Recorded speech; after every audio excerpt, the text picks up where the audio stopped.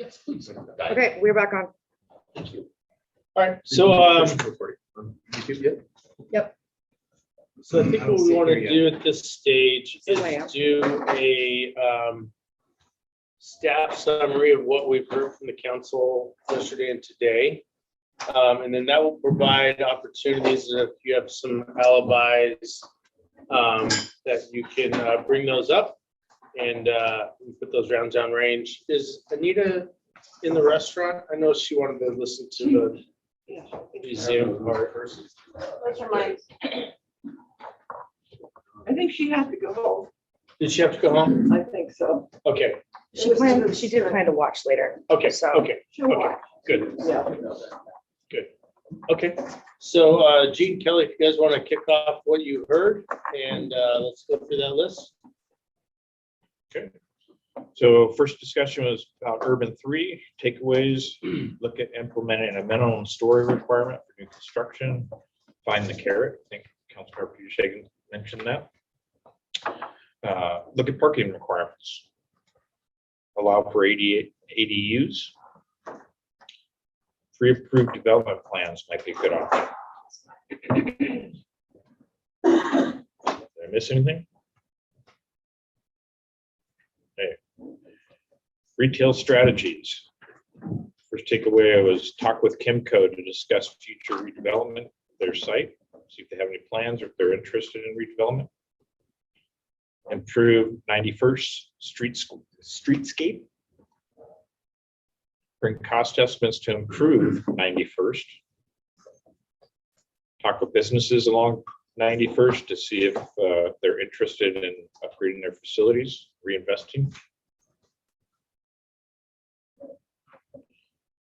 Question was out there, what do we have for open space for new businesses and redevelopment?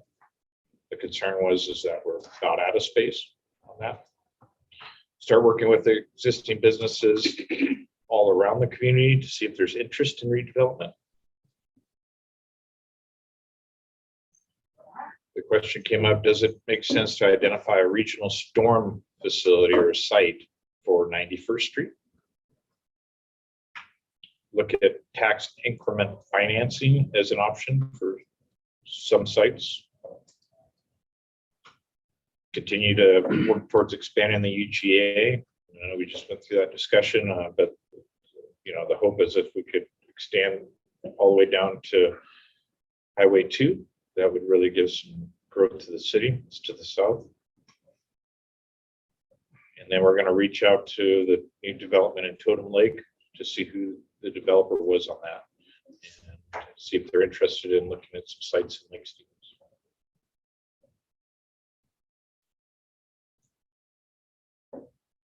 Maybe it's actually finding those 4 or 5 that specialize in mixed use sorts of developments and bring them up for a tour. So the tax increment financing isn't something that we can actually do. Not approved by the state legislature.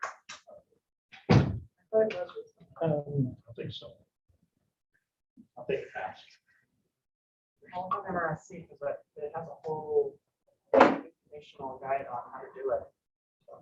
I hope I'm wrong because Yeah, I think if that's true, that's great. I think it's available. I think it's available, Kim. I think it is. I think it's something they passed last year. Yeah, I think it was last year. Because I know I've seen Bob Snow did a presentation on it at the Washington Economic Development Alliance That's great. meeting I was at. Good. Really cool. Fine. We wanted to fight for that for how long? Okay, next topic we discussed was Hartford Industrial. One of the topics was to look at improving the intersection where you go out of the north end and intersect with Highway 92. Continue to work towards improving Hartford, even though it's a long-term goal. It appears 91st improvements were a higher priority versus Hartford due to challenges in the Hartford area such as sewer. And we appreciate the sewer district putting that as a priority to bring sewer to that area. What we had on Hartford. Okay, City Hall discussion. We looked at, or we talked about updating construction costs if possible. They were a little outdated, perhaps a 20% increase. So we'll look at that.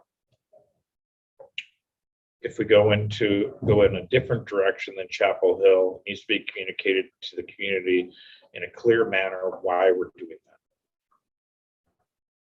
Russ, what were the general results on the color coding? Okay, out of the ones returned, and this was both council and staff, there were 9 ticks on my ledger that liked the option 2 expanded, and 1 for option 2, which just is moving into the subway building. I did hear from Councilmember Frederick offline, and he also probably liked that option. But also, as we talked about yesterday, he'd still like us to vet the idea of staying downtown at our current location, bring back some more information on that feasibility. There's some sidebar conversation we've had on that. I was gonna say, I didn't turn my dots in, I didn't either because I was trying to figure out what we're gonna go with. so I don't know. We have dogs. Some of the Did side- everybody turn their dots in? I did. Nobody in. Well, there's 2 of us that have. I didn't do my dots. It's not good for lunch. Maybe 3 that haven't. I'll be the only one with those dots. I'll tell you right now. Go ahead. I think we should still have a discussion around this. Yeah. One of the ideas would be to get rid of the Chapel Hill, sell that property off and do whatever we need to do with that money. With that plan, we would keep the downtown office and keep the police station downtown after the library goes with. One of the downsides is we're splitting up staff. I understand that. But that's part of that conversation. Keep the 7,600 square foot building at Subway. Don't worry about the 10,500 square foot building with security concrete in it. And also look at what the expansion can do at the sewer district upstairs and to the right where we can build onto that building. And that discussion revolves around maybe a 10-year horizon that would last us about 10 years before we really have to do anything else. The difficulty with that, of course, is there going to be land left to do anything else after that? So I understand all that.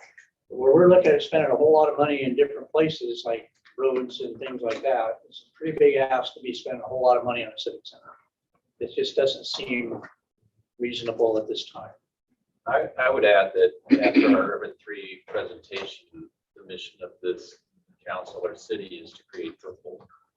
And the Chapel Hill property is probably the most purple piece of property in the city of Lake Stevens as far as potential. And the reverse of that is putting a non-production tax base, which is a city office, on that property. And I think we need to keep that in mind. Kim said there's a lot of things that we're being asked for our needs in this city. And personally, I don't think a civic center is on the list at this point. We need to utilize the resources of what we have and deal with what we have. Again, the Chapel Hill property is the most purplish piece of property right now in the city of Lake Stevens, and we should sell that piece of property. Yeah, so I think I attended every single Stowe developer meeting that they had. I don't think I missed a one. And I read all those 44 pages of comments from citizens, and I was passionate about supporting that. But at the same time, I have to say, $30 million, I think that's what we said, potentially, would be a lot of money. And I get that. And it's a lot of money to ask the people of Lake Stevens to cough up. Absolutely. But I just wish I'd had a bigger understanding that that was going to be the way that went. Because I've been thinking that I was supporting the Civic Center just because I so love that design and the usage of that land. Yes, it is very valuable property, no question about it. But seeing what was potential there as far as a civic center with the library and the senior center and all that a lot of money, absolutely. So I just hope that whatever happens next with that piece of land will enhance our community for the sake of the people who live here, people who were engaged in that whole process.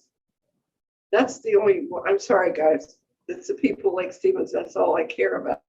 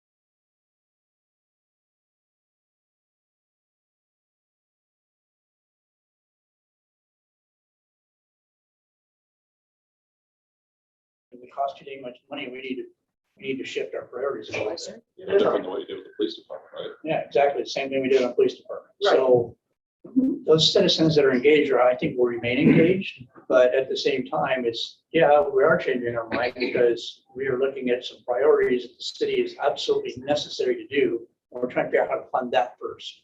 So we have to do the priorities. That's what our job is. And yeah, if we shift directions, that's okay. That's part of the process. Understood. You didn't comment on the Grade Road building or the sewer district building. I did say something about the sewer district building. Oh, The upstairs building on the and building side. on the side, we could still expand that. And I did mention the great roads. The Yale Police Department. So I think the analysis we'd have to look at is a remodel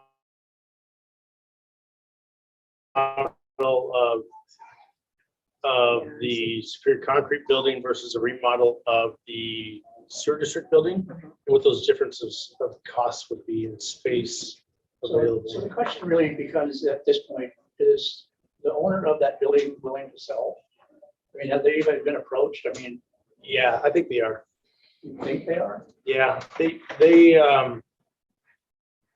I think that they would.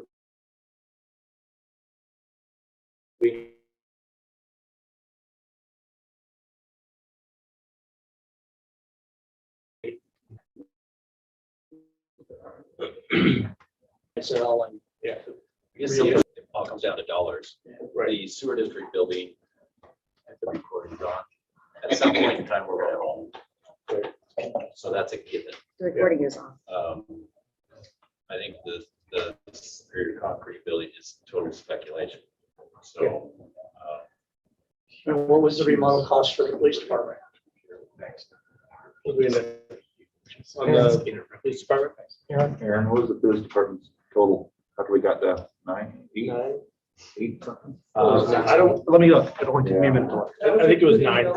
Let's just say it was 9 for the sake of argument. Yeah, say that the other building is going to be comparable to that. And then you also have to purchase that building. Yeah. Whatever they're going to ask. It isn't something that we would get any kind of traction on going in and doing eminent domain on. So you're still going to be paying for that, even if it is eminent domain.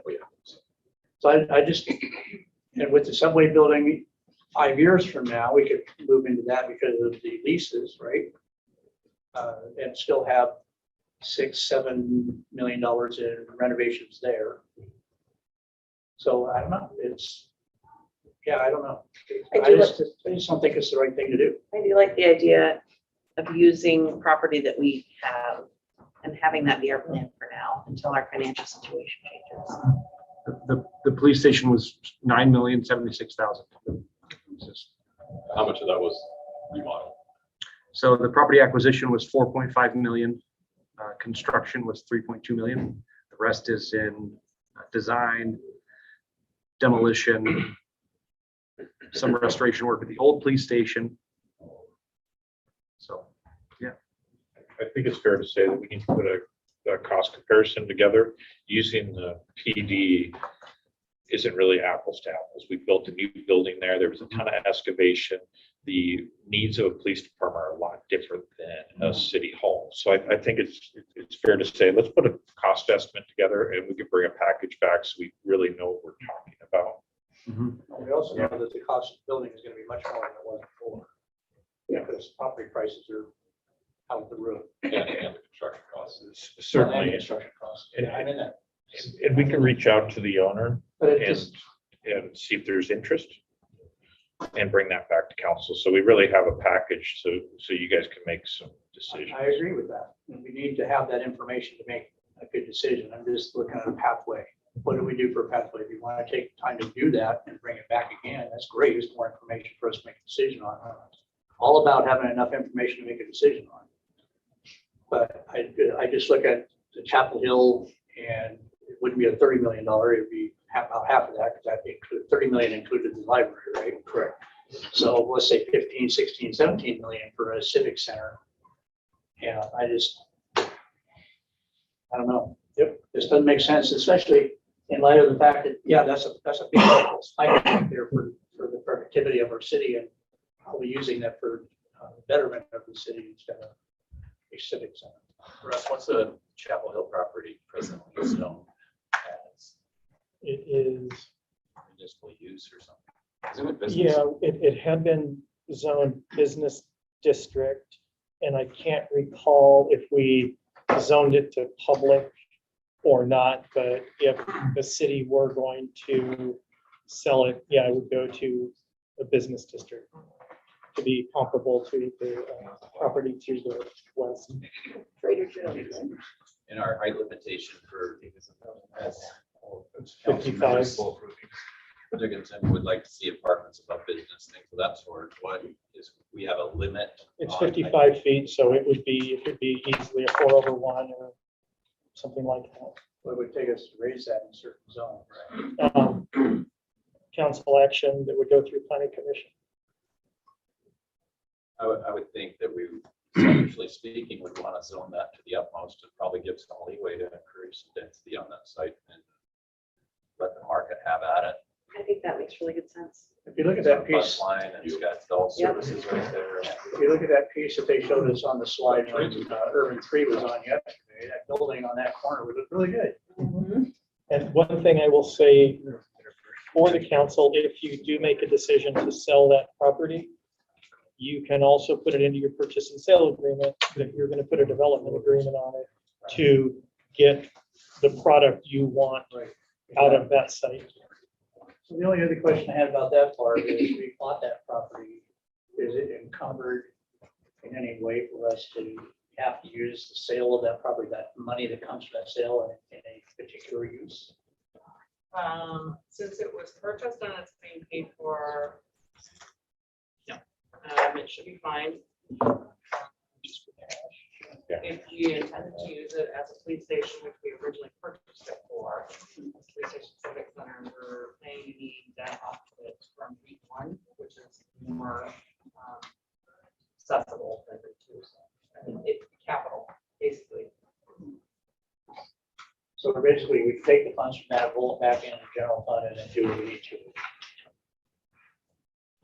Is this what we pay? We pay cash for it out of general fund, so it's free and Okay, clear. you're actually fine. I was We can trying- go right to Yeah. the general fund. Yeah.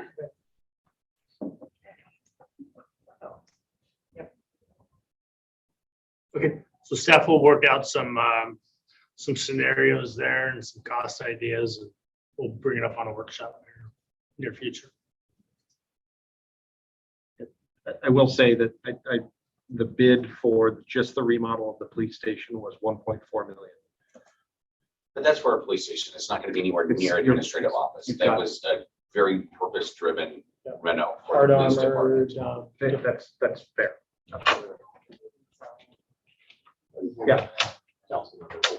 Yeah. Interrogation. Mayor holding Mayor. zero. Okay, the next topic we talked about was the museum. The takeaway was to schedule a meeting with the museum board and the council. So we will plan that. Some comments about the museum is it need to have learning space, and we want to understand what the museum's vision is for the facility, and do they have a funding plan? Next, we talked about service water. We talked about continuing to work closely with outside agencies, fish and wildlife, tribes, etc. Get a cost estimate for a feasibility study to do the partial reroute on the outlet channel. And it seemed like there was an emphasis on replacing the weir and getting a design and some cost estimates on that. Okay. That was day one.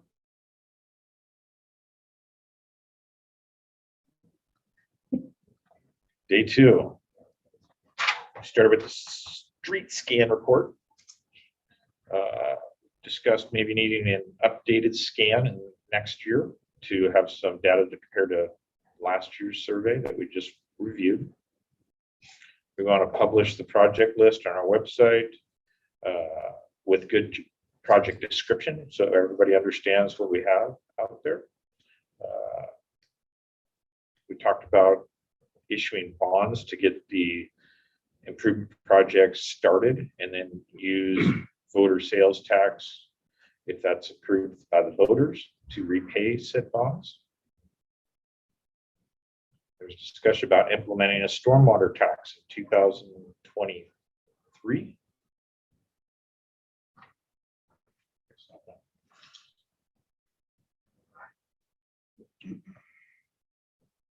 Discussion about putting the sales tax increase on a ballot in November with a sunset of 10 years.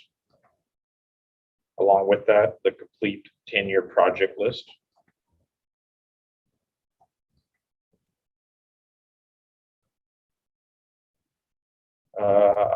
It needs to include a sidewalk upgrade list, the projects that we want to do for sidewalks, and those need to be focused around the schools in the area. The ballot measure itself needs to be ready to go and sent to the county in August of this year to make the November ballot.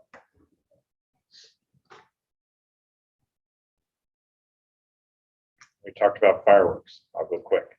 We're going to notify the public when fireworks are allowed and when they're not.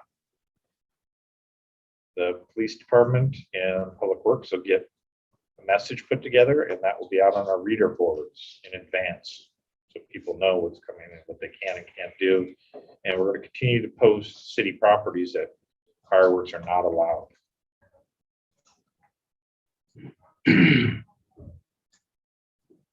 Council rules and procedures. We discussed the motion that was still on the table regarding dangerous dogs from last week. We're going to bring that back to council. We're going to confirm with Greg that we're following the process and ensure that that motion didn't die due to lack of action. So we'll confirm all that, bring that back next council meeting. We're looking at adding a land acknowledgement statement at the beginning of a council meeting. Mayor and Angie will be looking at that. There's support for continuing the ability to remote into meetings. The preference is if you're in town to attend the meeting in person if possible, but certainly remote is okay at this time and into the future. We discussed continuing to allow citizens to remote in for citizen comments. That being said, the possibility of a form being required. Mayor and Kelly are going to work on this. And there was discussion about adding that form to the login menu when people log into the meeting remotely.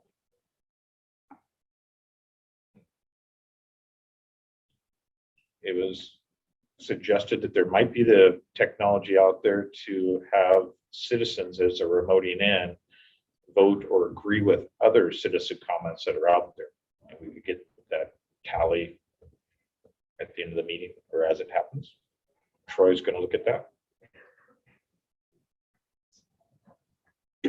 And then council just had a general comment, and I believe they do this pretty much all the time anyways, but they wanted to make sure they continue to ask staff in advance questions regarding what's on the council agenda.